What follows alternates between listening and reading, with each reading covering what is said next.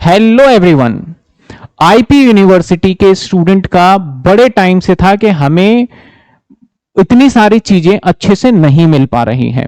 तो मैं आप सभी आईपी यूनिवर्सिटी के बच्चों को बोलना चाहूंगा, आपके चैनल पे आपके यूनिवर्सिटी के हिसाब से, आपके चैप्टर के हिसाब से, आपके एग्जाम के वेटेज के हिसाब से सारी वीडियो डलेंगी।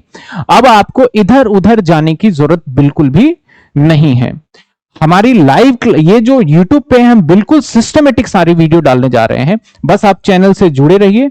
अगर किसी स्टूडेंट को लगता है कि वो उसके हिसाब से नहीं है तो डेफिनेटली डिस्क्रिप्शन में जो भी व्हाट्सएप नंबर गिवन है वहां पे भेजिए, ताकि हम उसको एनालिसिस करके आपके सिलेबस को और बेहतर तरीके से आप तक डिलीवर कर पाए।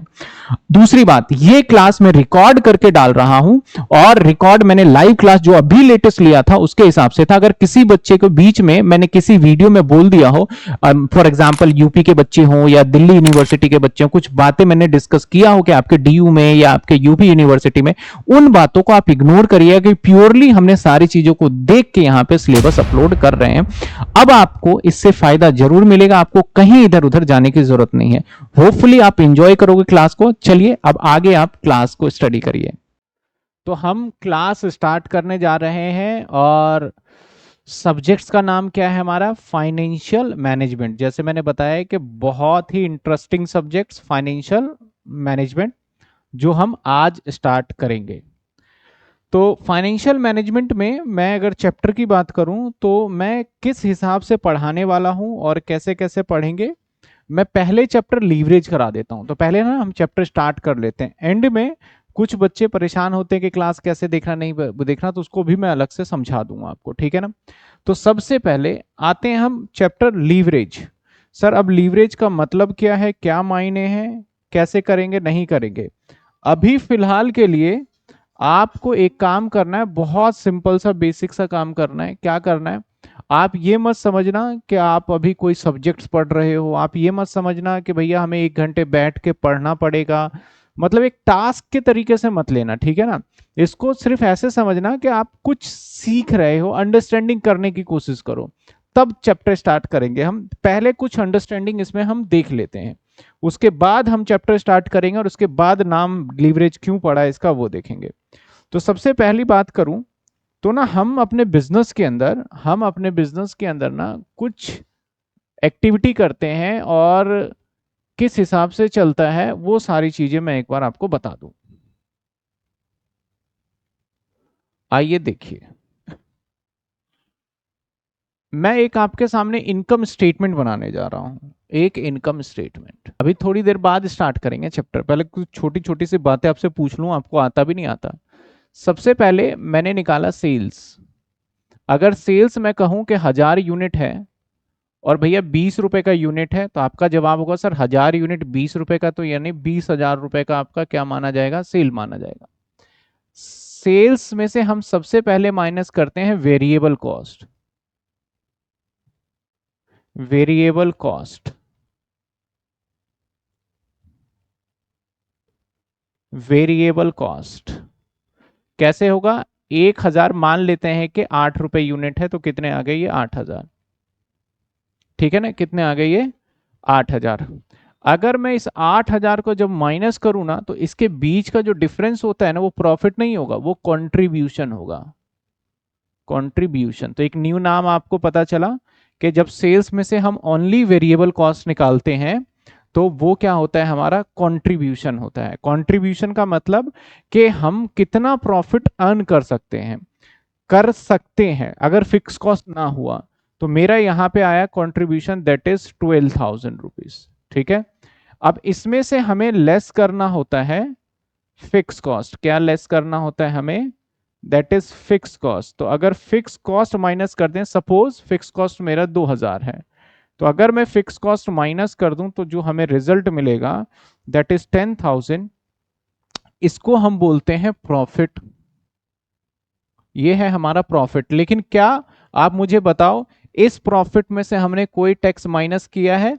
तो जवाब सर अभी तो आपने कोई टैक्स इसमें से माइनस नहीं किया है, तो इसको बोलेंगे प्रॉफिट बिफोर टैक्स। इसको क्या बोलेंगे हम? Profit before tax. या फिर इसको हम बोल सकते हैं अर्निंग बिफोर मैं इसको थोड़ा और एलिब्रेट कर दूं, प्रॉफिट बिफोर, यहां से लिख देता हूं प्रॉफिट बिफोर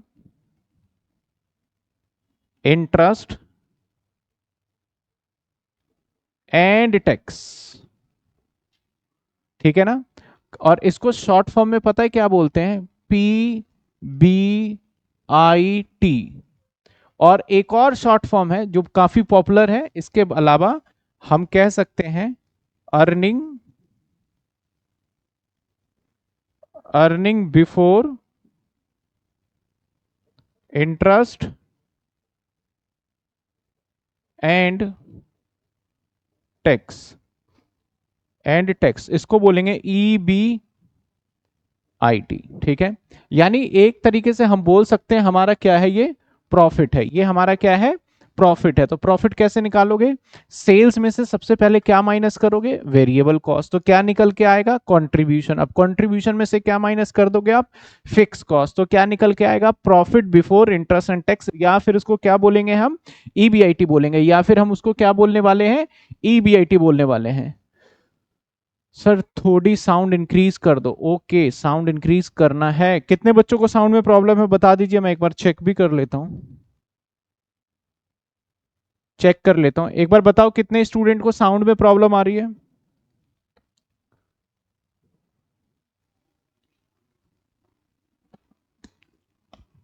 अभी बताएंगे Radhika. Sir no problem with science, sound के साथ कोई प्रॉब्लम नहीं है रितेश, नो प्रॉब्लम सर।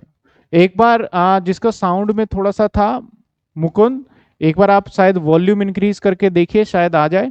फिर भी नहीं आता तो बताना, मैं इधर से थोड़ा सा इंक्रीज कर दूंगा। कई बार होता है ना, जब हम साउंड बढ़ा देते हैं ना, तो कुछ बच्चे कंप्लेन करते हैं कि सर वॉइस थोड़ी सी ऐसे लग रहा है कि जैसे कि मतलब कि सही नहीं आ रही, प्रॉपर फटी फटी सी आवाज आ रही है, इस तरीके से बच्चे कहते हैं, तो इसलिए मैंने नहीं कहा, ठीक है। तो हम दोबारा पढ़ रहे हैं, अभी पढ़ रहे हैं। सबसे पहले क्या होता है, सेल्स, सेल्स में से जैसे ही वेरिएबल कॉस्ट माइनस करो तो क्या निकल के आएगा आपका, कंट्रीब्यूशन। सेल्स में से जैसे ही वेरिएबल कॉस्ट माइनस करोगे तो क्या निकल के आएगा आपका, कंट्रीब्यूशन। और कंट्रीब्यूशन में से जैसे ही फिक्स कॉस्ट माइनस करोगे तो आपका क्या निकल के आएगा, EBIT, ठीक है ना। क्या निकल के आएगा, EBIT, earning before interest and tax. इसमें से फिर हम माइनस कर देंगे इंटरेस्ट, फिर माइनस करते हैं इंटरेस्ट। मान लेते हैं कि 1,000 रुपए का इंटरेस्ट है, तो अब जो मेरे पास रिजल्ट आएगा ना, इसको पता है क्या बोलने वाले हैं, अर्निंग बिफोर टैक्स, मतलब आई हट जाएगा, अर्निंग बिफोर टैक्स। पहले क्या था, EBIT था, अब आई तो दे ही दिया, तो क्या बच गया, EBT, अर्निंग बिफोर टैक्स। कितने बच गए, 9,000, 9,000। अब जाके कहीं हम इसमें से माइनस करते हैं टैक्स, अब जाके क्या माइनस करते हैं इसमें से टैक्स, टैक्स मान लो 50% है, अगर हम 50% टैक्स को मान ले तो ये कितना बनेगा हमारा, 9,000 का 50%, 4,500, तो ये आ गया हमारा 4,500। दैट इज आ गया हमारा earning after tax, earning after tax, tax minus करने के बाद की अर्निंग, अर्निंग आफ्टर टैक्स। अब ये जो पैसा होता है ना, ये वाला पैसा, तो ये शेयर होल्डर के पास चला जाता है, शेयर होल्डर के पास चला जाता है, शेयर होल्डर के पास चला जाता है ये पैसा, ठीक है। मान लो मेरे 5,000 या 10,000 शेयर है, तो मैं 4,500 रुपए कितने लोगों में बांट दूंगा, 10,000 में बांट दूंगा, तो जो कि हमारा आ गया 0.45। इसको हम कहते हैं डिविडेंड, इसको क्या कहते हैं हम, डिविडेंड कहते हैं। तो डिविडेंड समझ में आया कैसे निकला, सबसे पहले सेल्स होता है, उसमें से पहले वेरिएबल कॉस्ट माइनस कर दो, वेरिएबल कॉस्ट माइनस करने के बाद फिर आप दूसरे एक्सपेंस को भी माइनस कर दो, जब दूसरे एक्सपेंस को भी आप माइनस कर देते हो तो फिर जाके हमारा कहीं ये मतलब कि दूसरे यानी इंटरेस्ट को माइनस कर दो, फिर हमारा क्या निकलता है, ये निकलता है हमारा डिविडेंड। क्या निकलता है हमारा, डिविडेंड। सर कौन सा टॉपिक, अभी कोई टॉपिक नहीं करा रहे, अभी बस समझिए, जब तक समझ में नहीं आएगा आगे बढ़ते जाएंगे। पहले आप एक बार इसको ध्यान दीजिए एक बार फटाफट से। का कहना है सर समझ में नहीं आया, राधिका बंसल का कहना है कि सर समझ नहीं आया। जब समझ नहीं आया तो इसका पता है एक सॉल्यूशन है, इसे मिटा के दोबारा समझाया जाए। सर क्या टॉपिक करा रहे हो, तो आज हम चैप्टर स्टार्ट करेंगे, कुछ बच्चे लेट ज्वाइन हुए, मैं फिर से कराता हूं। आज बच्चे स्टार्ट करने वाले हैं हम लीवरेज। कौन सा चैप्टर स्टार्ट करने वाले हैं हम? लीवरेज। अब जब लीवरेज चैप्टर स्टार्ट करेंगे तो उससे पहले मैं आपको कुछ छोटी छोटी बेसिक पॉइंट्स बता दूं, क्योंकि होता ऐसा है ना कि जब हम न्यू सब्जेक्ट्स के अंदर एंटर करते हैं तो वहां पे हमें कुछ बेसिक टर्म्स पता होना चाहिए जो कि अक्सर पूरे सिलेबस में होता है। जैसे फॉर एग्जाम्पल मैं अगर आपसे बात करूं कि आप जो है ना, आप कहीं नई जगह पे जाते हो, मान लेते हैं कि अगर आप साउथ इंडियन नहीं हो, अगर आपको केरल भेज दिया जाए तो आपको वहां प्रॉब्लम होगी। प्रॉब्लम क्या होने वाली है वहां पे? लैंग्वेजेस की। तो ऐसे ही ये सब्जेक्ट्स एकदम न्यू है जिसका पीछे से इतना ज्यादा कुछ लेना देना नहीं है। तो पहले हम कुछ बेसिक बेसिक से वर्ड सीख रहे हैं, तब जाके हम क्या करेंगे, चैप्टर को स्टार्ट करेंगे, ठीक है ना, बेसिक बेसिक से वर्ड्स। तो चलिए हम दोबारा से स्टार्ट करते हैं। यानी मैं अगर आपसे बात करूं कि सर इसके अंदर आपने शेयर्स, शेयर्स का नाम सुना है सबने? क्या शेयर्स का नाम सुना है आपने? शेयर्स क्या होता है? किसी कंपनी जो प्राइवेट लिमिटेड या लिमिटेड कंपनी होता है वो अपने शेयर्स को इश्यू करती है। तो सेकंड सेमेस्टर में तो खूब पढ़ा शेयर। अब इस शेयर्स होल्डर को डिविडेंड कैसे दिया जाता है? शेयर्स होल्डर को डिविडेंड कैसे दिया जाता है, हम एक बार ये समझे कि कैसे कंपनी डिविडेंड निकालती होगी, है ना, शेयर होल्डर के लिए डिविडेंड कैसे निकालती होगी।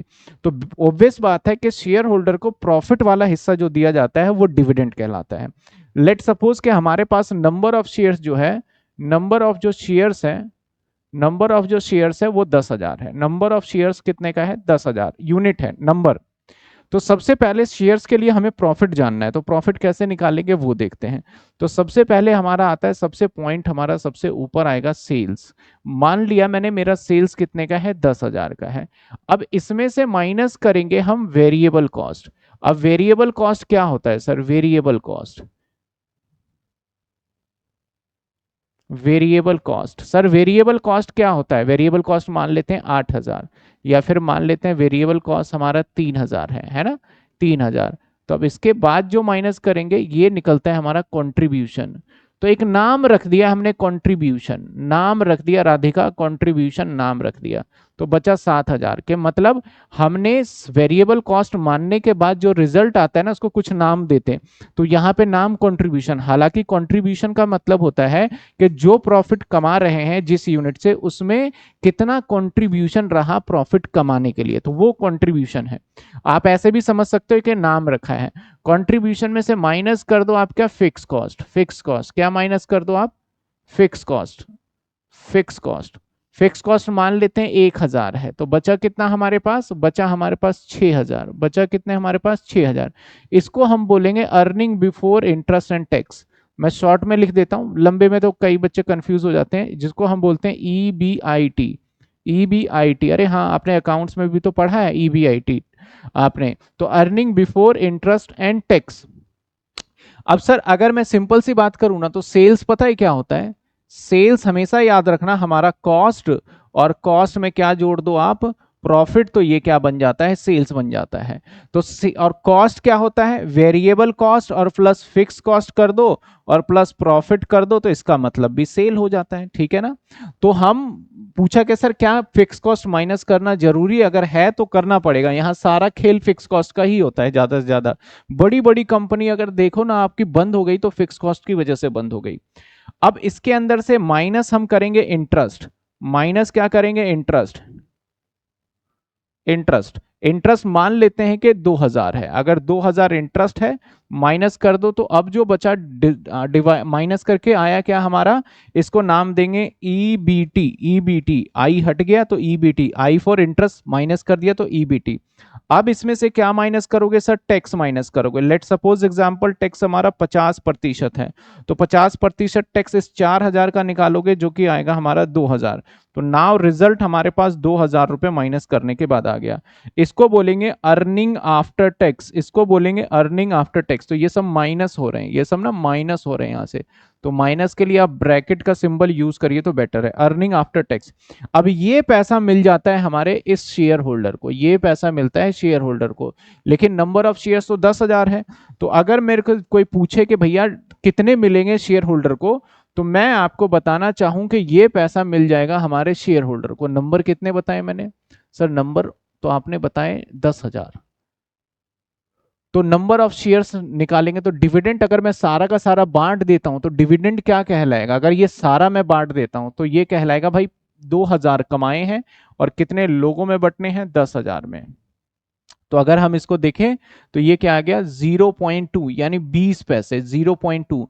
तो एक शेयर होल्डर को कितने रुपए डिविडेंड मिल गया, 0.2। तो ये एक नॉर्मल हमारा किसी कंपनी के अंदर ये सिनेरियो रहता है।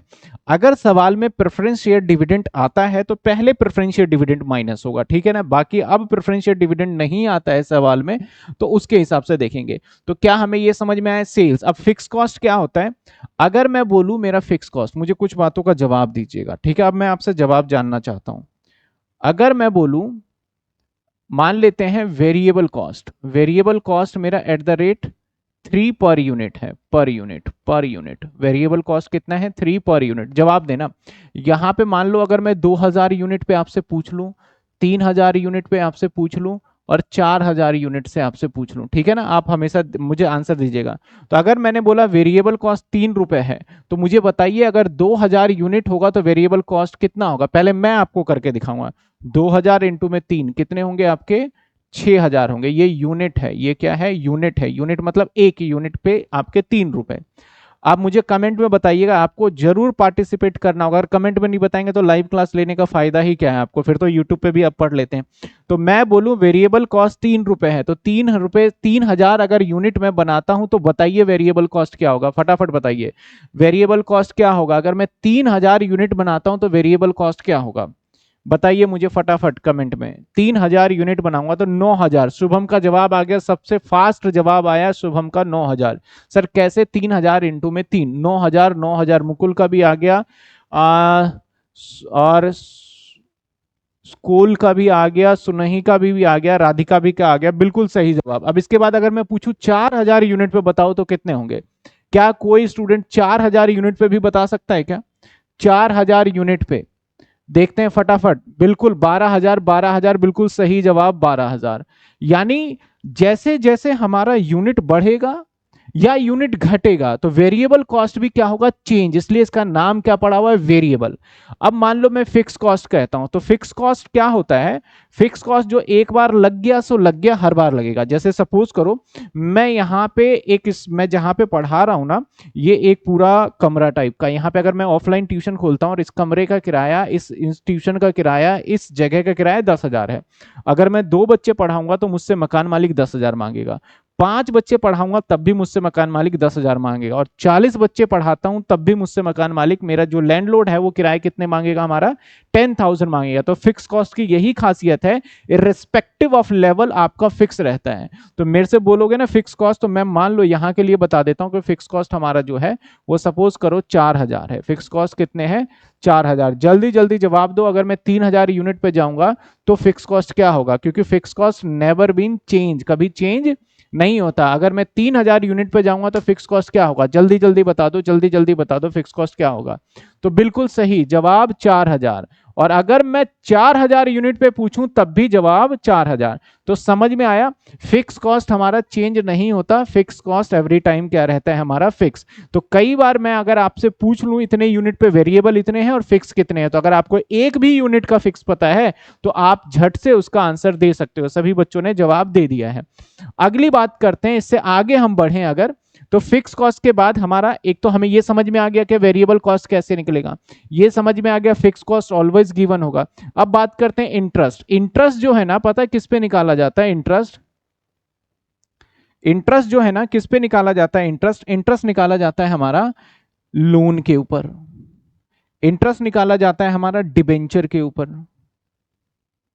अब कई बार ऐसे होगा आपको 10% लोन ऐसे दे देंगे, 10% लोन ₹1,00,000। तो अगर मैं यहां पे आपसे ब्याज बोलूं ना निकालने को, तो 10% लोन 1,00,000 पे, तो मेरा इंटरेस्ट अमाउंट यहां पे पता है कैसे निकलेगा, 1,00,000 रुपए का तो भैया पैसा है, रुपए है, उसके ऊपर 10% की बात कर रहे हैं, यानी इंटरेस्ट आ गया मेरा 10,000।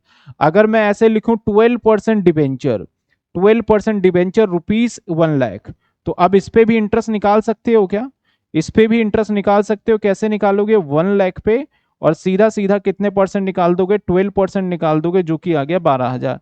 तो क्या आपको इंटरेस्ट निकालने आया? अगर मैं आपको अमाउंट दे दूं और परसेंटेज दे दूं तो बहुत आसान है, इंटरेस्ट निकालना आप निकाल लोगे, इंटरेस्ट निकालना निकाल लोगे। राधिका ने बता भी दिया सर 10,000 आएगा, तो इंटरेस्ट निकालना है तो निकाल लोगे। तो हम क्या समझ गए भैया, सेल्स में से पहले वेरिएबल माइनस करो तो क्या निकल के आएगा, कंट्रीब्यूशन। कंट्रीब्यूशन में से क्या माइनस करो, फिक्स कॉस्ट। फिक्स कॉस्ट के बाद क्या आएगा, ईबीआईटी। ईबीआईटी में से इंटरेस्ट माइनस करो तो क्या आएगा, ईबीटी। इसके बाद जो भी टैक्स रेट है इसके ऊपर टैक्स रेट लगाओ, ईएटी। और ये पैसा किसको चला जाता है, शेयर होल्डर को चला जाता है। कई बार ऐसा होता है कि ये पैसे, अगर हमारे दो तरीके के शेयर्स हैं, शेयर्स आपको पता होगा कि हमारे शेयर्स दो तरीके के होते हैं, एक कौन से और एक कौन से। तो मैं अगर बात करूं शेयर दो तरीके के, तो पहला जो शेयर्स होता है वो होता है हमारा इक्विटी शेयर होता है एक, और एक होता है हमारा प्रेफरेंस शेयर। अभी तो इतना पढ़ के आए हो आप सेकंड सेमेस्टर में।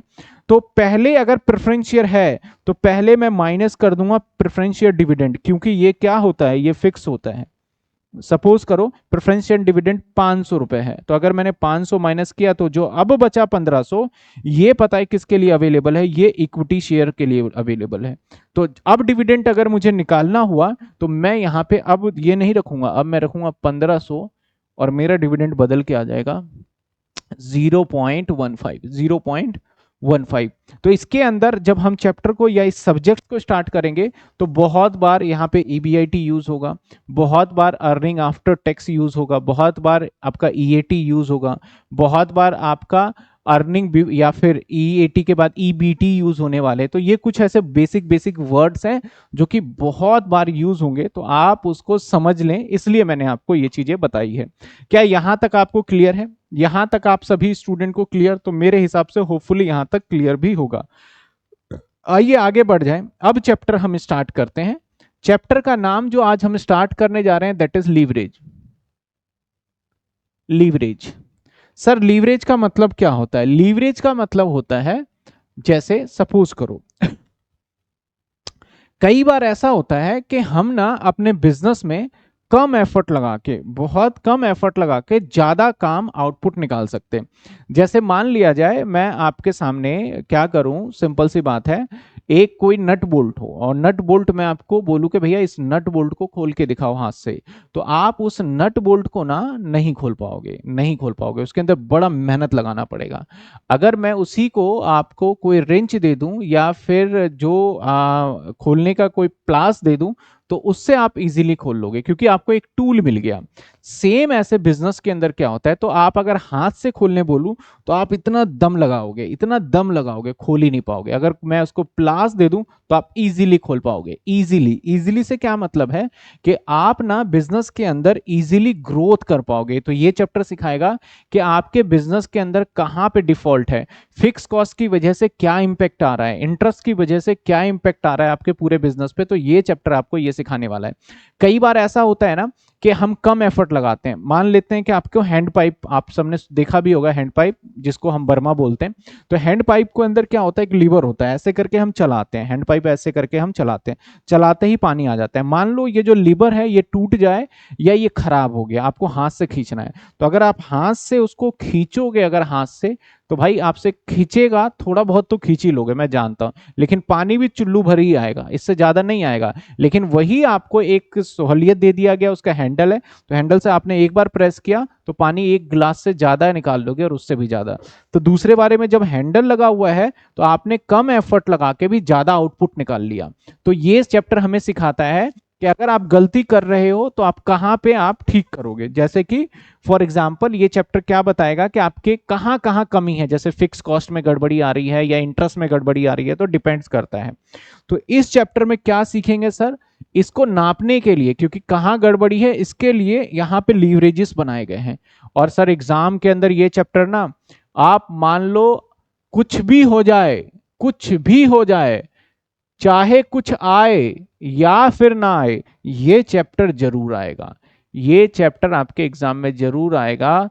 10 से लेके डिपेंड करता है 15 नंबर का एक सवाल इस चैप्टर में से पूछा जाएगा। और हर बार बच्चों को बोलता हूं कि भैया ये चैप्टर छोड़ के मत जाना, ठीक है ना। इसके अंदर हमें 3 तरीके के लीवरेज सिखाया जाता है। एक सिखाया जाता है डिग्री ऑफ ऑपरेटिंग लीवरेज, जिसको हम बोलते हैं डिग्री डिग्री ऑफ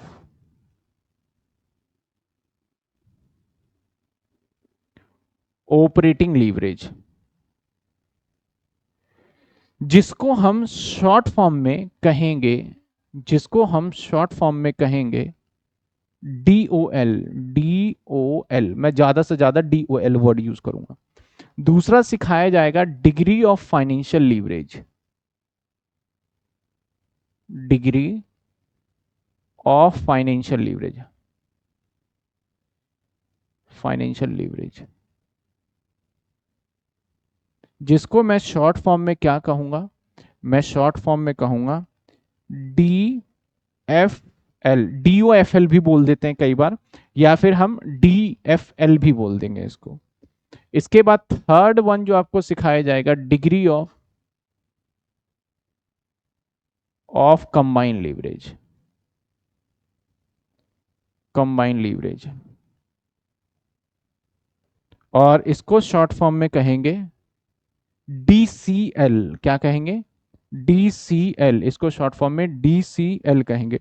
तो ये मैंने आपको कुछ शॉर्ट फॉर्म बताए हैं जिसको आपको ध्यान रखना है, जो कि मैं इस चैप्टर के अंदर यूज करने वाला हूं। DFL, degree of operating leverage, DCL combine leverage, DFL financing leverage. अब चलो हम इसको ऐसे समझते हैं। जो मैंने अभी फॉर्मेट बनाया ना, फिर से एक बार फॉर्मेट बनाता हूं मैं उसको, यानी इनकम स्टेटमेंट बनाते हैं फिर समझते हैं हम। इनकम स्टेटमेंट बनाते हैं तब समझेंगे। ये रहा एक इनकम स्टेटमेंट। सारे फॉर्मूले आपको कुछ याद नहीं करना, आपको समझना है बस, पर्टिकुलर। और ये है लीवरेज, सॉरी लीवरेज लिख दिया मैंने, इसको इनकम स्टेटमेंट ही कहेंगे, इनकम स्टेटमेंट। चलिए, अब सबसे पहले क्या होगा हमारा, सेल्स। सेल्स यहां आ जाएगा, जो भी अमाउंट आएगा इसमें से लेस क्या करोगे सर, लेस करने वाला हूं variable cost, that is VC कहूंगा। तो सेल्स में से जब VC माइनस करेंगे तो क्या आएगा पता है, कंट्रीब्यूशन। क्या आएगा हमारा, कंट्रीब्यूशन। क्या आएगा, कंट्रीब्यूशन। और जब इसमें से हम लेस कर देंगे, क्या लेस करोगे सर, फिक्स कॉस्ट। क्या लेस करूंगा मैं, फिक्स कॉस्ट, जिसको मैं FC भी कह दूंगा। तो क्या रिजल्ट आएगा हमारा, रिजल्ट आएगा हमारा, फिक्स कॉस्ट माइनस करेंगे तो रिजल्ट आ जाएगा क्या, EBIT। क्या आ जाएगा, EBIT आ जाएगा ये। ठीक है, तो ऑपरेटिंग जो है ना, जो हमारा ऑपरेटिंग है, तो इन दोनों के बीच का रिलेशन को हम डिग्री ऑफ ऑपरेटिंग लीवरेज कहते हैं। इन दोनों के बीच को हम कहते हैं डिग्री ऑफ ऑपरेटिंग लीवरेज, यानी DOL कहते हैं रिलेशन को। तो सर अगर हमें DOL निकालना है तो हमें टाइम्स में निकालना होगा, परसेंटेज में। मैं अभी 1-2 साल का डेटा लेके भी कराऊंगा तो आपको समझ में आएगा। हमें times, times in the sense आपको पॉइंट में निकालना होगा। तो DOL क्या बताता है, अभी धीरे धीरे सब समझ में आ जाएगा। कहता है भैया कंट्रीब्यूशन, और उसको डिवाइड कर दो आप EBIT, EBIT कंट्रीब्यूशन, और डिवाइड कर दो EBIT। तो उससे आपको ऐसा डेटा पता चलेगा जिससे कि एक टाइम में आएगा। अभी मैं पहले फॉर्मूला लिख लूं, फिर मैं अपना एक डेटा करूंगा, फिर बुक के क्वेश्चंस करूंगा, आप देखते जाइए।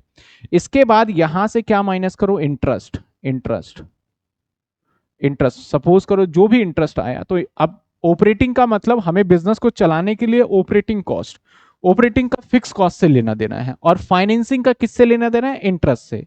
तो अगर मैं बात करूं आपके सामने कि इन दोनों डेटा की, इन दोनों डेटा की बात करूं, इन दोनों डेटा को हम कंबाइन अगर करते हैं, इससे जो रिजल्ट आएगा यहां से, उसे हम कहेंगे DFL। DFL क्या होगा, यहाँ पे फॉर्मूला बन गया हमारा EBIT divided by EBT divided by EBT, divide क्या हो गया, EBT। सिंपल से याद रखना, ऊपर वाला जो सबसे टॉप पे आया और जिसके बीच में कंपेयर करना है डिवाइड कर दो, फिर जिससे कंपेयर करना है डिवाइड कर दो। तो अब लास्ट में हमारा एक और फॉर्मूला है जो इन दोनों को मिला दें, अगर इन दोनों को हम मिला दें तो क्या होगा, कंबाइन। कंबाइन, तो कंबाइन अगर मैं DCL निकालूं, DCL तो मिलाने को क्या करेंगे हम, कॉन्ट्री डिवाइडेड बाय EBIT, है ना, और इसको इनटू कर दो EBIT डिवाइडेड बाय ईबीटी। तो आपको क्या समझ में आया? यहां आप ध्यान से देखो क्या समझ में आया। यहां देखो, ये वाला पॉइंट और ये वाला पॉइंट तो कट गया। मैथमेटिक्स के तो आप बिल्कुल महान हो, तो आपको पता ही ये कट गया। तो हमारे पास जो रिजल्ट बना वो बन गया contribution divided by EBIT. EBIT यानी इसका जो रिलेशन कंबाइन होगा वो कंबाइन रिलेशन इसके बीच में और इस लास्ट वाले के बीच में, इसको हम बोल रहे हैं ईबीटी। इसके बीच में रिलेशन होगा कंबाइन, मतलब इससे डिवाइड ये कर दो, आपका कंबाइन पता चल जाएगा। सर ये तो हो गई फॉर्मूले की बात। अब इसको एक बार प्रैक्टिकल में कुछ करके दिखाऊं तो आपको बात समझ में आएगी कि अच्छा सर इसलिए ये चैप्टर सिखाया जा रहा है। ठीक है, एक मैं प्रैक्टिकल करके दिखाऊं तब आपको मजा आने वाला है। तो आइए मैं आपके सामने एक प्रैक्टिकल और अपने ही एग्जाम्पल ले लूं तो आपको समझ में आएगा कि क्यों कर रहे हैं सर ऐसा। देखो बहुत सारे बच्चों का ना एक मेरे से बड़ा कंप्लेन रहता है, बहुत नाराज रहते हैं बच्चे कि सर आप बहुत लंबा कराते हो, बहुत धीरे कराते हो, बहुत डिटेल में समझाते हो, इतनी जरूरत भी नहीं, हम तो पेपर पास कर ले। तो देखो मैं कई बार सोचता भी हूँ कि यार मैं ना कुछ शॉर्ट्स में कराऊं, बच्चे खुश हो जाएं, लेकिन फिर सोचता हूँ कि थोड़े टाइम की खुशी ना आपके लंबे समय के लिए दुख का कारण बन जाएगा। अगर अभी आपने पढ़ लिया ना तो मैं इतना गारंटीड कह सकता हूँ, जो बच्चा सीए इंटर में कर रहा होगा ना, सीए इंटर में फाइनेंशियल मैनेजमेंट ग्रुप 2 का पेपर है, पढ़ने की जरूरत नहीं, मतलब कि मेरे मुझसे पढ़ के उस सीए का पेपर अटेम्प्ट कर सकता है बहुत इजीली तरीके से, कोई दिक्कत नहीं आएगी। आप एमबीए पढ़ोगे तो कोई दिक्कत नहीं आएगी। तो मैं तो ये मान के चलता हूं कि मुझे स्टूडेंट को सिखाना है, बस बात खत्म। अब बच्चे थोड़ा नाराज हो जाते हैं, अब उसका कोई नाराजगी का अगर मैं सॉल्यूशन करूं तो फिर करियर की बात आ जाएगी। मुझे ज्यादा आपके नाराजगी से आपके करियर की चिंता है कि आपके भाई करियर आगे कोई दिक्कत ना हो आपके करियर में, कि आपको याद रहे कि यार मैंने पढ़ा था और अच्छे से पढ़ा, और जब भी ये रजिस्टर ओपन करो तो आपको सारी चीजें याद आ जाए, इस तरीके से आपको पढ़ना पड़ेगा। आइए, सेमेस्टर 2 में तो मुझे मौका ही नहीं मिलता क्योंकि समय इतना कम होता है और बच्चे भी थोड़ा उतना, अब तो आप सारे एक्टिव हो चुके हैं तो कोई दिक्कत वाली बात नहीं है। आइए चलिए सेल्स की बात करते हैं। मैं एक अपना एग्जांपल ले लेता हूं। सेल्स मान लेते हैं कि 10,000, सेल्स मान लेते हैं कि हमारा कितना है 10,000 है, ठीक है, या 1 लाख मान लेते हैं, थोड़ा बड़ा अमाउंट मान लेते हैं, और हमारा 1 लाख से बढ़ के हमारा सेल्स हो गया 1,20,000। अब आप मुझे बताओ, अब मैं ये बात कर रहा हूं फर्स्ट डेटा और इसके बाद फर्स्ट ईयर और ये सेकेंड ईयर की बात कर रहा हूं। तो आप मुझे बताओ मेरा सेल्स 1 लाख से जब 1,20,000 हुआ तो मैं कह सकता हूं कि मेरा 20% हमारा सेल्स बढ़ गया। कितने परसेंट बढ़ गया हमारा सेल्स? 20% बढ़ गया। तो नॉर्मली पहले साल में 1 लाख सेल कर रहे थे, अब एक 20 कर रहे हैं, तो हमारा कितना बढ़ गया? 20% बढ़ गया। वेरिएबल कॉस्ट क्योंकि इसी परपोर्शनेट में बढ़ेगा, तो मैं वेरिएबल कॉस्ट अपने हिसाब से कैलकुलेट करके लिख दूं। मेरा कैलकुलेटर ये रहा, तो 50,000, तो इसको मान लेते हैं 50% वेरिएबल कॉस्ट है, तो ये 50 होगा, तो ये भी 60 हो जाएगा, ये भी 20% बढ़ जाएगा, यानी जितना होगा वही तो बढ़ने वाला है। तो इसका मतलब यहाँ पे ये भी कितने परसेंट में इंक्रीमेंट हुआ? जितना सेल्स इंक्रीमेंट उतना वेरिएबल कॉस्ट इंक्रीमेंट, तो हमारा कॉन्ट्रीब्यूशन भी बढ़ेगा। तो ये भी 50,000 आ गया और ये भी कितने आ गए? 60,000। तो ये भी कितना बढ़ा हमारा? देखो कॉन्ट्रीब्यूशन भी 20%। सर यही सिंपल सी तो बात है, जब वो 20 बढ़ रहा है तो ये भी बढ़ेगा, बिल्कुल सही। अब मान लेते हैं मान लेते हैं कि मेरा 40,000 फिक्स कॉस्ट है। 40,000 क्या है मेरा फिक्स कॉस्ट, तो दोनों लेवल पे मेरा फिक्स कॉस्ट 40 रहेगा। अब ईबीआईटी की बात करते हैं। ईबीआईटी क्या है? 10,000, और ईबीआईटी कितने हमारे? 20,000। ईबीआईटी कितना है? 20,000। क्या यहां तक देख रहे हो? अब मुझे बताओ मेरा प्रॉफिट कितना बढ़ा, मुझे बताओ मेरा प्रॉफिट कितना बढ़ा। सर प्रॉफिट ये 10 से 20 हो गया, तो प्रॉफिट पता है कितना बढ़ गया हमारा? 100% प्रॉफिट बढ़ गया, है कि नहीं? मानते हो बात को? कितने परसेंट प्रॉफिट बढ़ गया? 100%। हमने सेल्स में कितना एफर्ट लगाया? सर सेल्स में एफर्ट लगाया हमने 20%, तो हमारा प्रॉफिट में कितना इंक्रीमेंट लग गया? सर प्रॉफिट में इंक्रीमेंट लग गया हमारा 100%। तो लीवरेज का मतलब है हमने कम एफर्ट लगाया सेल्स में और रिजल्ट इतना सारा, जो मैं एग्जांपल ले रहा था, कम एफर्ट लगा के हमारे पास रिजल्ट क्या आ गया? बहुत सारा आ गया। चलिए सर इंटरेस्ट भी ले लेते हैं, चलो इंटरेस्ट भी ले लेते हैं। इंटरेस्ट हम मान लेते हैं कि 5,000, तो ये भी काइंड ऑफ फिक्स ही रहता है, और 5,000। तो अब देखो और प्रॉफिट बढ़ गया, ओ माय गॉड, ये 5,000 से और ये हो गया 15,000। तो अब तो भाई ये 200% बढ़ गया, क्यों? 5 से 10, 10,000 डिवाइडेड बाई 5,000, 10,000 डिवाइडेड बाई 5,000, और 5,000 डिवाइडेड बाय 10,000, 50 नहीं, ये कितने परसेंट बढ़ गया? 15,000 होगा ना। 10,000 डिवाइडेड बाय इंटू 100, 200% बढ़ गया। तो आप देख रहे हैं ये हुआ। सर आप मुझे एक और कॉलम बना के थोड़ा समझाइए। मैं बोला बिल्कुल समझाते हैं। अभी सर थोड़ा हमें दिमाग के अंदर इतना फिट नहीं बैठ रहा। चलो एक कॉलम और बनाया आपके लिए, एक कॉलम और बनाया। मैं सेल को ना, मैं सपोज करो मैं कम कर देता हूं थोड़ा। कितना कम करूं? 70,000 कर देता हूं। सेल्स हो गया हमारा 70,000, तो ये 50% कितने हो जाएंगे? 35,000 हो जाएगा। तो बचा कितना हमारा? 35,000। या 70 की जगह 80 कर दे तो ज्यादा बेहतर रहेगा। कितने कर दें? 80,000। 80,000 कर देते हैं तो हमारा ये 40,000 होगा। और 40 के बाद हमारा ये कितने बचेंगे? 40,000। और फिक्स कॉस्ट क्या है? 40,000। और प्रॉफिट क्या आया हमारा? प्रॉफिट कितना आया हमारा? प्रॉफिट आ गया हमारा 0। अब ये देखो, यानी सर सेल्स 20% बढ़ाया तो प्रॉफिट 200% बढ़ गया। सेल्स 20% घटाया तो प्रॉफिट खत्म ही हो गया, प्रॉफिट 0 ही हो गया। इसीलिए आप जितने भी शोरूम वगैरह देखते हो, मॉल वगैरह में ओपन होता है, कई सारे ऐसे मॉल्स हैं जो कि खुले तो बड़े जोर शोर पे थे लेकिन बंद हो गए आज के टाइम पे।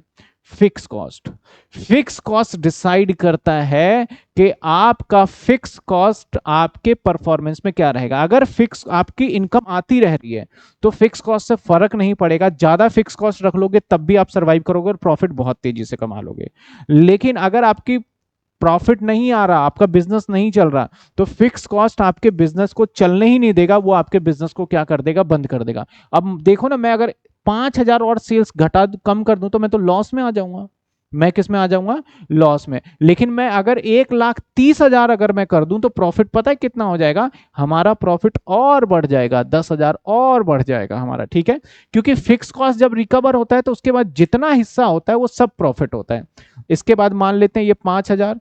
ओ माय गॉड, ये तो लॉस में आ गए हम। 5,000 कहां, हम पहले सोच रहे थे 5,000 का प्रॉफिट, कहां हम आ गए 5,000 के लॉस में। तो 100% का नुकसान हो गया 20% सेल ड्रॉप डाउन होने की वजह से।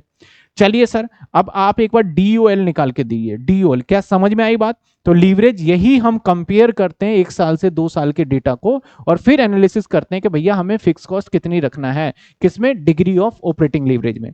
तो डिग्री ऑफ ऑपरेटिंग लीवरेज में क्या कहता है? सिंपल, किसके बीच में रिलेशन? इन दोनों के बीच में। फॉर्मूला मैं नहीं बताऊंगा, जल्दी जल्दी फॉर्मूला कमेंट में लिखिए।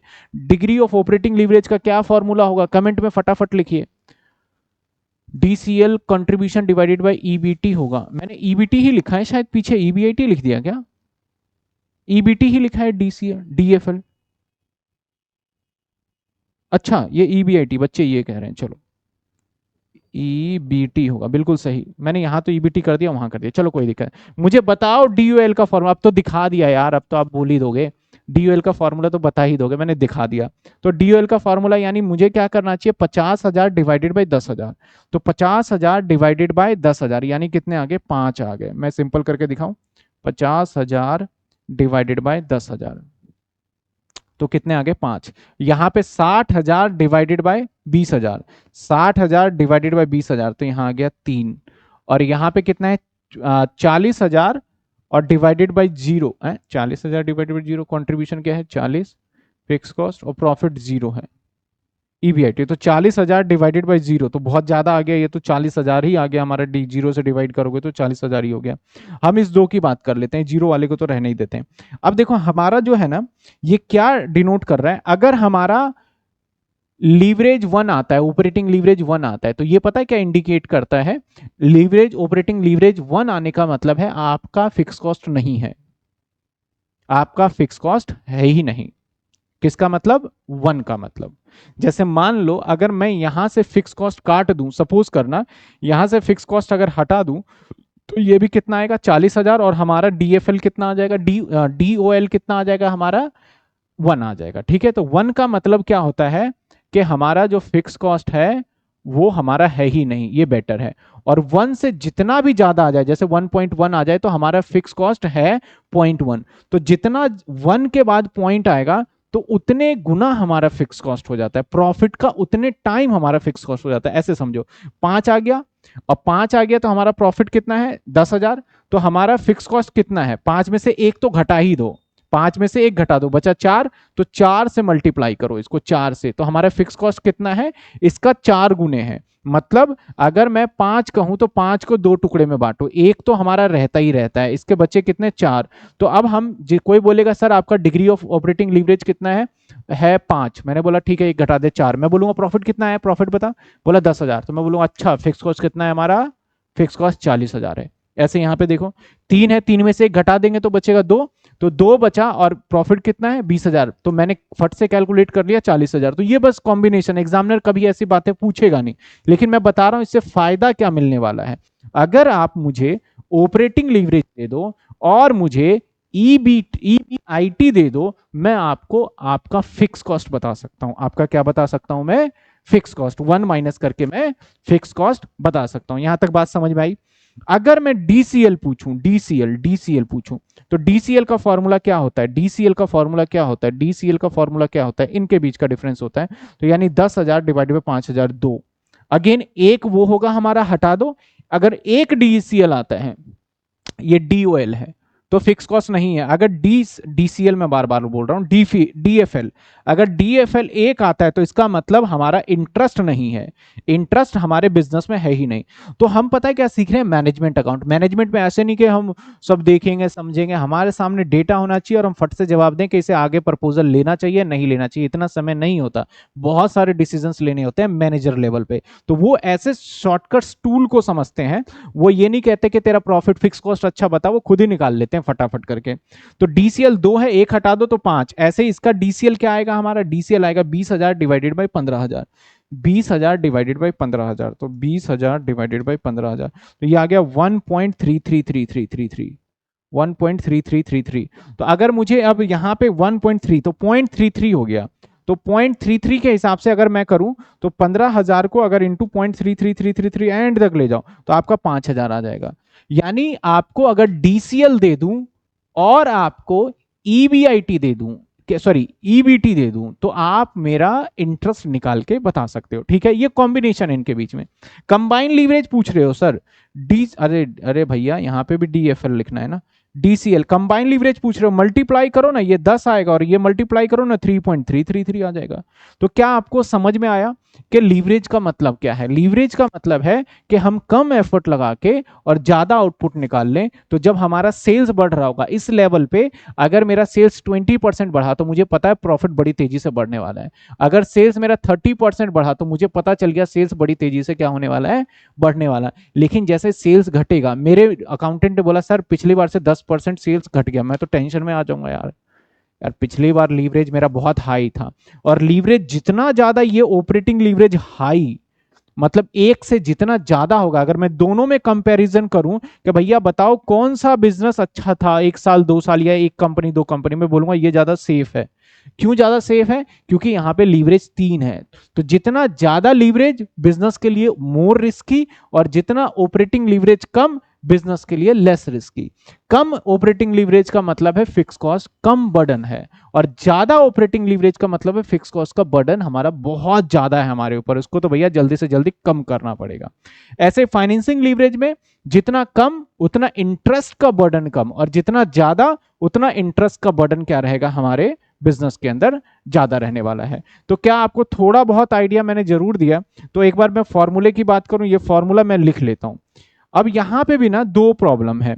अगर आपको 2 साल का डेटा दे दे तब कैसे निकालेंगे, और 1 साल का डेटा दे दे तो कैसे निकालेंगे। कुछ ना 2 साल का डेटा कई बार मिल जाता है, तो कैसे निकालेंगे जब परसेंटेज चेंज वाला पूछ ले। तो एक तो सिंपल वाला जो कि हमने अभी देखा, तो सिंपल वाले में क्या था हमारा, सर डीयूएल का फॉर्मूला ही लिख रहा हूं, क्या लिखेंगे, कॉन्ट्रीब्यूशन डिवाइडेड बाय बोलो बोलो डिवाइडेड बाय ईबीआईटी, ये आ जाएगा। और अगर परसेंटेज बेसिस वाला निकालना हो तो ये फॉर्मूला रिवर्स हो जाता है परसेंटेज वाले में, क्योंकि हम इसको आगे प्रूफ करके भी मैं दिखाऊंगा, ये क्या होगा रिवर्स हो जाएगा। तो फॉर्मूला हो जाएगा percentage change in EBIT divided by percentage change in contribution. Formula क्या हो गया हमारा, रिवर्स हो गया। दूसरे वाला मैंने अभी कराया नहीं है, हालांकि अभी तो मैं पूरा फोकस पहले वाले पे हूं। जब दूसरे वाले पे आऊंगा, अभी जस्ट मैं फॉर्मूला लिख रहा हूं। बस आप इतना समझ लो कि अगर परसेंटेज बेसिस पे हुआ तो क्या होगा, ठीक है ना। अगर सिंपल बेसिस पे हुआ तो क्या होगा। अब यहां पे भी क्या होगा, एक सिंपल, सिंपल वाले में क्या फॉर्मूला होगा डीसीएल में, ईबीआईटी डिवाइडेड बाय ईबीटी। ये किसके बीच में कॉम्बिनेशन बताता है सर, सर ये तो इंटरेस्ट के बीच में कॉम्बिनेशन बताता है। किसके बीच में बताता है सर, ये इंटरेस्ट। अगर परसेंटेज वाला मैं आपसे पूछ लूं तो इसका रिवर्स कर देना, उल्टा कर देना, percentage EBT divided by percentage EBIT. बस यही तो है कलाकारी इसके अंदर। फॉर्मूले आपको याद ही नहीं करने दूंगा मैं, फॉर्मूले याद करने की जरूरत ही नहीं पड़ेगी। आ जाइए, यहां पे डीसीएल की बात करें तो डीसीएल में क्या हमारा फॉर्मूला, सिंपल के केस में सर, सिंपल के केस में फॉर्मूला होगा हमारा contribution divided by EBT, EBT. और अगर हम दूसरी की बात करें, परसेंटेज वाले का, परसेंटेज वाले का बात करें तो हो जाएगा EBT, percentage EBT divided by आपका हो जाएगा कंट्रीब्यूशन परसेंटेज। कंट्रीब्यूशन जहां जहां लिखा है, अगर सवाल में आपको कंट्रीब्यूशन नहीं दिया जाए तो इसके जगह पे आप सेल्स को यूज कर सकते हो, क्योंकि सेल्स के बीच का डिफरेंस और कंट्रीब्यूशन के बीच का डिफरेंस कई बार सेम ही होता है रेशो। जब ना मिले तो हम इसका इस्तेमाल कर लेते हैं। क्या आपको समझ में आया। तो ये कुछ हमारे फार्मूले हैं जो कि इस चैप्टर के अंदर यूज होगा। बाकी जैसे जैसे हम आगे बढ़ते जाएंगे और हम इसको अच्छे से समझते जाएंगे, ठीक है। तो आइए एक में हम सवाल भी कर लेते हैं इसके ऊपर। अगर आपको यहां तक फॉर्मूला थोड़ा बहुत याद हो, लिखना जरूर है, नोटिंग जरूर करना है। तो एक सवाल आपके बुक का पहला क्वेश्चन, आपके बुक का आज का पहला क्वेश्चन, जो मैंने बुक बताया था आरपी रस्तोगी, उसका फर्स्ट क्वेश्चन है। देखिए क्या पूछा है इसने, पूछा है calculate degree of operating leverage यानी DOL, degree of financial leverage यानी DFL, and degree of combined leverage यानी डीसीएल फ्रॉम द फॉलोइंग। आपको रिजल्ट कहते हैं, तीन तरीके की फर्म है, कंपनी एक है, कंपनी दो है, कंपनी सी है। इनके यूनिट्स दे रखे हैं और इनका फिक्स कॉस्ट दे रखा है, साथ के साथ वेरिएबल कॉस्ट दे रखा है इसका। तो वेरिएबल कॉस्ट कैसे निकालोगे, इस यूनिट से मल्टीप्लाई करके। साथ के साथ इंटरेस्ट दे रखा है, तो इंटरेस्ट तो आपको पता ही क्या करना है। और सेलिंग प्राइस दे रखा है, तो सेल्स कैसे निकालोगे, इस यूनिट से मल्टीप्लाई करके। आपको तीनों निकालना है। तो सबसे पहले जो स्टेटमेंट हमने सीखा था वो बना ले तो काम फट से बन जाएगा, काम फट से। अब तीन कॉलम बना लेंगे, एक ही बार में हम झटके से सारा काम खत्म कर देंगे। एक हो गया, दो हो गया, तीन हो गया, ठीक है ना। आइए तो आ जाते हैं हम, यहां पे ए है, यहां बी है, यहां सी है। सबसे पहले लिखो सेल्स। तो ए यूनिट का जो सेल्स है ना वो 60,000 है, 60,000। और बी यूनिट का जो फर्म है उसकी सेल्स 15,000 है भाई। और सी का जो सेल्स है वो है 1 लाख। हो माय गॉड, इसका सेल्स है यूनिट के टर्म्स में 1 लाख। तो अगर मैं यहाँ सेलिंग प्राइस बताऊं तो हर किसी का जो सेलिंग प्राइस अलग है, इसका 60 पैसे है, इसका 50 पैसे है, इसका 10 पैसे है। तो इसका निकालू मैं तो 60,000 सेल्स कितना आएगा, पहले का सेल्स बता दो फटाफट से, मैं बताता हूँ। 60,000 पॉइंट में 6, 36,000 इसका सेल आएगा हमारा। दूसरे का बताओ जल्दी जल्दी, दूसरे का सेल्स। एक ही बार में मैंने कहा सब कर लेंगे। दूसरे का सेल्स कौन बताएगा सर, वो आउटपुट है। हाँ बिल्कुल, आउटपुट मतलब जो बना के, आउटपुट हम कहते हैं सेल्स जो हमारा होता है उसी यूनिट को आउटपुट भी कहते हैं। ये सेल्स यूनिट को ही कहते हैं, सेल्स यूनिट को ही कहते हैं, ठीक है ना, सेल्स यूनिट को कहते हैं। अगला बताओ, 75,000 रुपए, सही बताया, बिल्कुल सही, 75,000। उससे अगला बताओ, सी का 10 पैसे है तो ये आ जाएगा हमारा 10,000। अब इसमें से क्या माइनस कर दें, वीसी। अब वीसी का आपका दे रखा है वेरिएबल कॉस्ट का 20 पैसा, तो 60,000 इंटू में 0.2। तो पहले का मैंने बता दिया 12,000। समझ में आया ना कैसे आया, पहले का करके भी दिखा देता हूँ। 60,000 और इंटू में 0.2 से मल्टीप्लाई करा, और यहाँ पे 60,000 इंटू में 0.6 कह लो, 0.6 कह लो, बात एक ही है। अगला क्या आएगा, ₹1.5 इंटू 15, 1.5 इंटू में 15, तो अरे 15,000 इंटू में 1.5, तो ये आ गया 22,500। 22,500, ठीक है। अब उससे अगले वाला बताओ वेरिएबल कॉस्ट, इसका वेरिएबल कॉस्ट बताओ आप जल्दी जल्दी कमेंट में, इसका वेरिएबल कॉस्ट बताइए आप।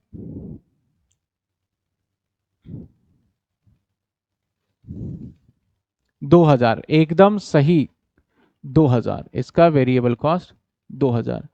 2,000 आएगा ना, हाँ, 1,00,000 0.02, ठीक है। आइए अब इसको जैसे ही माइनस करेंगे हमें एक रिजल्ट मिलेगा, और उस रिजल्ट को जाना पहचाना रिजल्ट बना दिया है आपके लिए, जिसको क्या बोलेंगे हम, कंट्रीब्यूशन।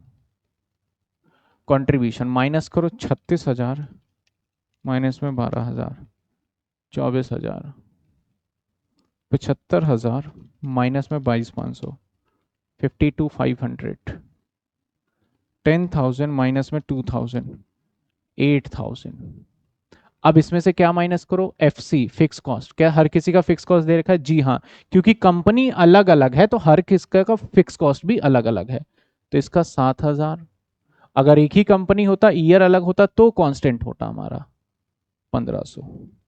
अब जो यहाँ रिजल्ट निकल के आएगा उस रिजल्ट का क्या नाम दे, उसका EBIT। तो 24,000 में से पहले 8,000 में से 1,500 माइनस कर दो, 6,500, फिर 52,500 में से माइनस कर दो 14,000, 38,500, फिर 24,000 में से 7,000 माइनस कर दो 17,000। अब क्या माइनस करो यहाँ से, इंटरेस्ट माइनस कर दो। अब क्या माइनस करो, इंटरेस्ट माइनस करो। तो इंटरेस्ट की अगर हम बात करें तो इंटरेस्ट कितने हैं, इंटरेस्ट देखा जाए तो एक का है 4,000, अच्छा, दूसरे का 8,000, ओके, तीसरे का है ही नहीं, तो लो जी, तीसरे का है नहीं तो नहीं लिखेंगे। मैंने तो स्टेटमेंट आगे तक बनाया था, लेकिन आपको आगे तक नहीं बनाना, आपको यहां पे लिखना है लीवरेज, कैलकुलेशन ऑफ लीवरेज। यहां पे लिखना है, ए है ऑफ लीवरेज, ठीक है। अब यहां माइनस करते हैं, 17 में से 4 माइनस कर दो भाई, ये 13,000 आ गया। इसका नाम क्या दोगे, EBT, ठीक है। ये आ गया 30,500, और ये तो 6500 आ गया। अब यही निकाल देंगे हम DOL, फॉर्मूला लिख दो DOL का, क्या, contribution divided by, contribution divided by EBIT, ठीक है ना। तो अब निकाल देते हैं 24,000 डिवाइडेड बाय 17,000, तो 1.41, 1.41, 2 डिजिट लेंगे, आगे लेना चाहो ले सकते हो। इसका आ जाएगा 500 माइनस में 38,500, अरे 52,500 डिवाइडेड बाय 38,500, 1.36। तो ये बेटर है मेरे हिसाब से, इसका कम है ना, इसका 8,000 डिवाइडेड बाय 6500, ये उससे भी बेटर 1.23। तो कई बार पूछ लिया जाए बताओ कौन सा लीवरेज बेटर है, तो मैं बताऊंगा ये वाले बेटर है जिसका सबसे कम है। अब निकालो DFL, तो फॉर्मूला क्या कहता है, फॉर्मूला कहता है EBIT divided by EBT, EBIT divided by EBT। तो EBIT डिवाइडेड बाय EBT कैसे निकालोगे, इसको डिवाइड कर दोगे आप इससे, है ना। तो 17,000 डिवाइडेड बाय 13,000, ये तो आ गया 1.30। अगले का 38,500 डिवाइडेड बाय 30,500, ये आ गया 1.26, ये ज्यादा बेटर है। अब इसका तो जब डिवाइड करोगे 1 आएगा, तो इसका मतलब 1 का मतलब क्या है समझे, यहाँ पे तो इंटरेस्ट है ही नहीं, यहाँ पे इंटरेस्ट है ही नहीं भाई मेरे, यहाँ पे इंटरेस्ट है ही नहीं। अब अगला क्या निकालना है, DCL। DCL में आप फॉर्मूला लगाओ, चाहे आप DCL को ऐसे लिख दो, DCL is equal to DOL into में DFL, क्योंकि ऐसे ही तो निकाला था। तो ये आ जाएगा 1.41 इंटू में 1.30, तो ये आ गया 1.833, ये ओवरऑल हो गया हमारा 1.36 इंटू में 1.26, ये आ गया 1.713, और ये आ गया हमारा 1.23। तो ये तीनों लीवरेजेस मैंने निकाल दिए। क्वेश्चन में पूछा नहीं है, अगर पूछता कि बताओ बेस्ट कंपनी कौन सा है, ऑपरेटिंग लीवरेज के बिहाफ पे हमारा कंपनी नंबर अगर देखा जाए तो C बेस्ट है। फाइनेंसिंग लीवरेज के बिहाफ पे भी C और कंबाइन, मतलब C कंपनी कम रिस्की है। सबसे ज्यादा रिस्की कौन सा है हमारा, A कंपनी, क्या सवाल आपको समझ में आया बताइए, जल्दी जल्दी बताइए, आपको समझ में आया कि नहीं आया? फटाफट से बताइए, आपको क्वेश्चन समझ में आया? क्वेश्चन समझ में आया आज की क्लास का? तो आज की क्लास में हमने एक छोटा सा टॉपिक उठाया, लीवरेज, और लीवरेज हम और भी आगे कंटिन्यू करेंगे। तो आज की क्लास को हम यहीं पे कंक्लूड करते हैं, और अगली क्लास के अंदर हम परसेंटेज वाले और भी मैनी क्वेश्चंस हम देखने वाले हैं, और भी खूब सारे हम क्या करेंगे, क्वेश्चंस को देखेंगे। तो चलिए, गुड नाइट, टेक केयर। क्योंकि मेरी 7:30 बजे की एक और क्लास है सेमेस्टर 5 वाले बच्चों की, तो मुझे थोड़ा सा कम मिला। मैं अगली क्लास थोड़ा 15 मिनट पहले स्टार्ट करूंगा, ध्यान रखिएगा, 15 मिनट पहले मैं क्लास स्टार्ट करूंगा, क्योंकि थोड़ा सा हमें ज्यादा टाइम मिल जाए। चलिए, गुड नाइट, टेक केयर, मिलते हैं नेक्स्ट क्लास में। और नोटिंग जरूर करिएगा, ऐसा नहीं कि बस देख लिया वीडियो हो जाएगा, अभी तो थोड़ा सा ही हुआ है। रजिस्टर सेपरेट, बुक अभी आई नहीं है, बुक जैसे आएगी मैं आपको बता दूंगा, लिंक मैंने कुछ को तो दे दिया है, प्रोग्राम वालों का भी मैं दे दूंगा, बाकी आपको नोटिंग रजिस्टर में सेपरेट ही करिएगा। Okay bye, good night, take care, मिलते हैं नेक्स्ट क्लास में।